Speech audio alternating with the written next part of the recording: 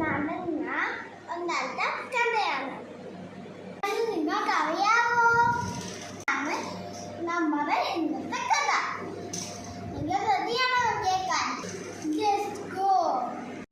ഒരു ദിവസം യേശുവിന്റെ ശിഷ്യന്മാർ വെള്ളത്തിന്റെ കൂടെ പോവായിരുന്നു.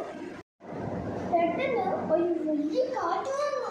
കടൽ തിരമാല കൊണ്ട് നിറഞ്ഞു.